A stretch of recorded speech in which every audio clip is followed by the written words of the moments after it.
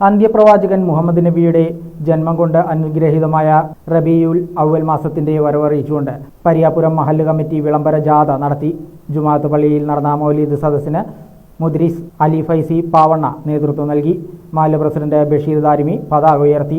ഖതീബ് അലി ഫൈസി പാവണ്ണ, ബഷീർ ദാരിമി പരിയാപുരം, അബ്ദുൽ അസീസ് ബദ്രി കാടാമ്പുഴ, അബ്ദുൽ ഹഖ് ഫൈസി റഹ്മത്താബാദ്, കിനാദിയിൽ റഷീദ്, വാക്കാട്ടിൽ ഇക്ബാൽ സാഹിബ്, ആറങ്ങോടൻ അബ്ദുസലാം തുടങ്ങിയവർ നേതൃത്വം നൽകി.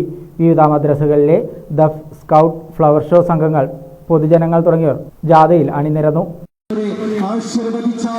അനുഗ്രഹിച്ചാലും അനുമോദനത്തിന്റെ 1000 പൂച്ചെണ്ടുകൾ സമയം സമർപ്പിച്ചാലും